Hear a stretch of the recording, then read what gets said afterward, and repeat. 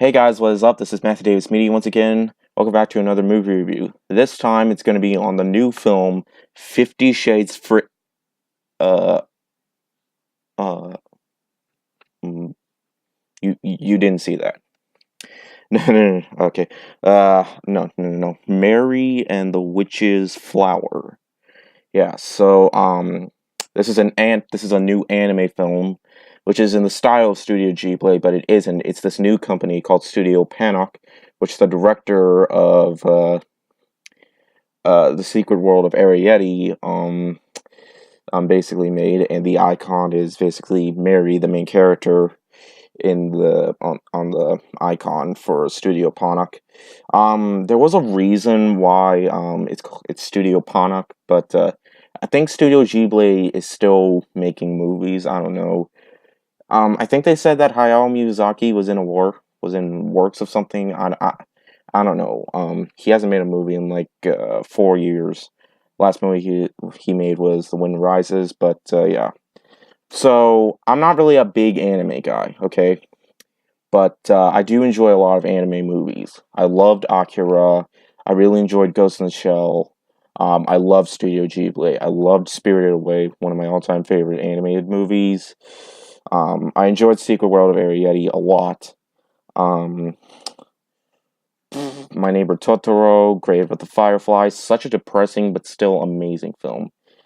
And actually, I have started to get into anime a little bit, but that is something I want to talk about maybe in the future.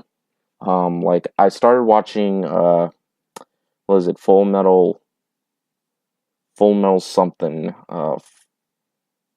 Alchemist, Full Metal Alchemist, I think that's what it's called. Sorry if I pronounced it wrong. I'm really enjoying it so far, so I'm getting into it.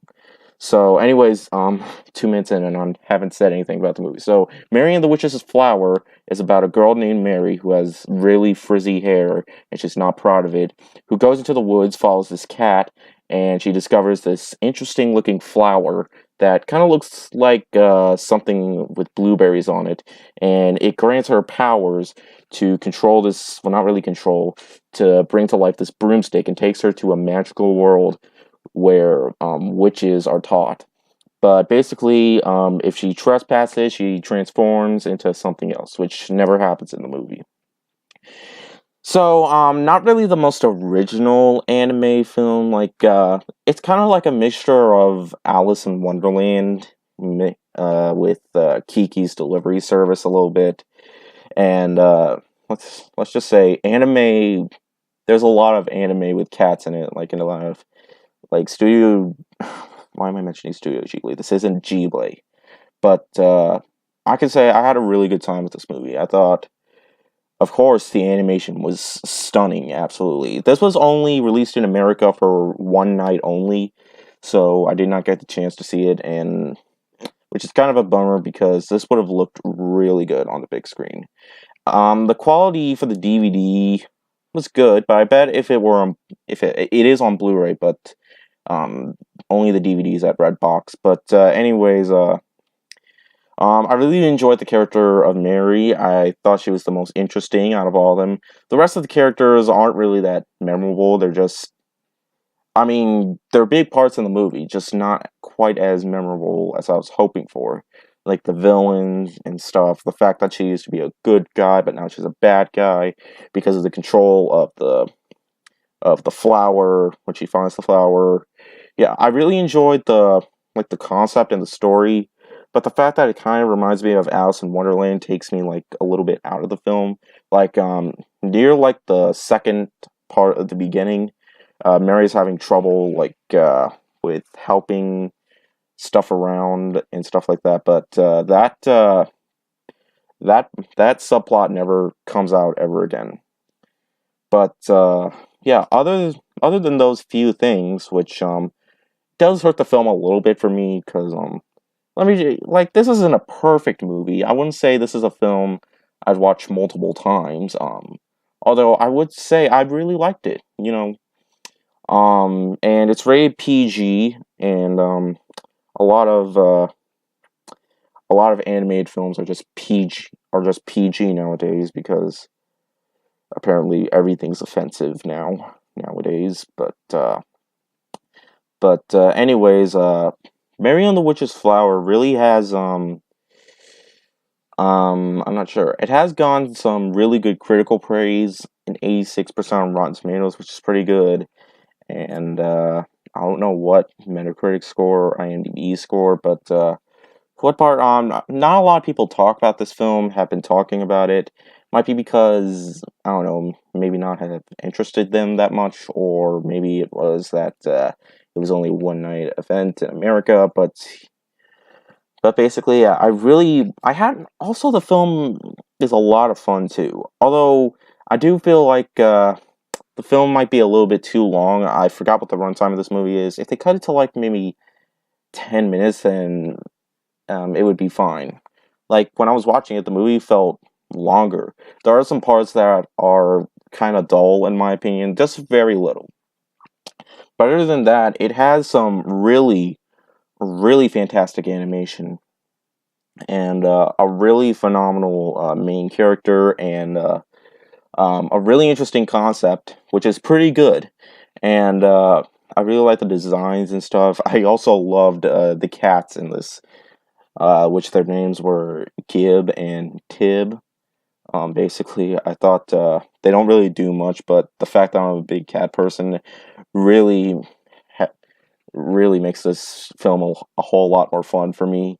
Because that's what this movie is. It's a fun film. I think it's very entertaining, and the story did interest me. I wanted to see like more of what would happen. Although the ending to me is a bit anticlimactic in my opinion, but there is like before the end credits roll, there's a song that plays with basically the epilogue of what happens with Mary at the end, basically, and you don't really hear them say anything. You just hear their lips, you just see their lips move when the music plays, and it's in Japanese. But I mean, it's Japanese animation, and you could basically expect that. But overall, Mary and the Witch's Flower is a really satisfying and very entertaining anime film. It's a really good comeback, or not really comeback, a great start for Studio Ponok.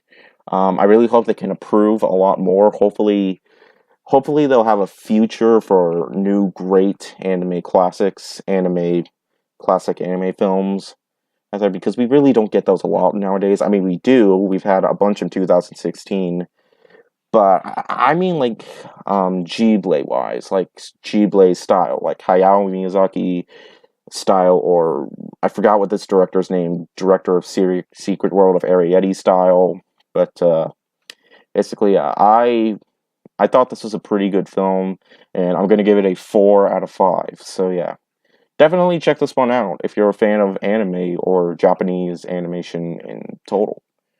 So yeah, I know, I know that other movie I showed. I mean, I've watched the first two films, and might as well have finished it off there. I'm probably not gonna review it. I didn't review the last film, but yeah. So anyways, that's basically it. I'm not sure if I'm gonna upload this tonight or tomorrow. It basically is tomorrow. It's my mom's birthday. So yeah, we're gonna be celebrating her birthday later on. I'm really excited. So yeah, thank you guys so much for watching. Hopefully I could get some more videos out next week, except it's a long story, but I need to make another chop map video to tell you what's going on. I really should review the Oceans trilogy because the new film comes out next week, or this week because it's Sunday. But anyways, this video is almost 10 minutes long, and I'm talking way too much. But anyways, thank you guys so much for watching, and I'll see you guys later. Word out.